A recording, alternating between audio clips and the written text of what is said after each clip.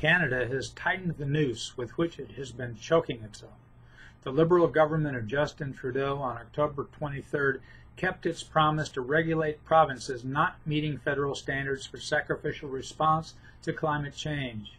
Starting next year, New Brunswick, Manitoba, Ontario, and Saskatchewan will fall subject to a federal carbon pollution pricing system that raises prices of hydrocarbon energy and costs for energy-intensive industries. Avoidance of the word tax is just one of many deceptions at play here. The government also tries to make elevation of energy prices sound like a bargain. It will rebate most of the cost to taxpayers through cash payments. Rebates will exceed costs, it says. What a deal. But the salesmanship ignores laughably much.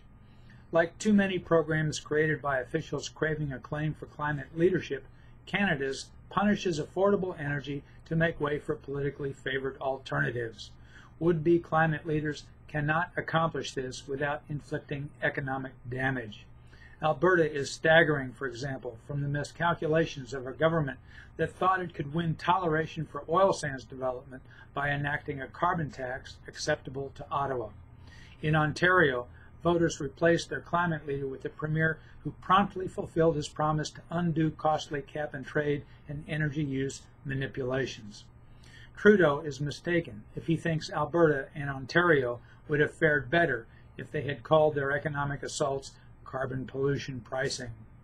Announcing his federalization of energy in 4 provinces, Trudeau said, "The effects of climate change are everywhere, and they are a constant reminder of the need to act now. While climate change is the biggest challenge of this generation, it also provides the opportunity to do better while growing the economy." This urgency, typical of aspirants to climate leadership, is beyond tiresome, and the economic assurances are unsubstantiated by experience. Political reaction against energy dictates has expelled the government in Ontario and threatens to do so in Alberta. Canadians seem not to be as easily fooled as Trudeau thinks they should be. I'm Bob Tippie, editor of Oil and Gas Journal, and that's the editor's perspective, which appeared first in text at www.ogj.com on October 26, 2018. To comment, join the commentary channel at www.ogj.com/oil and gas community.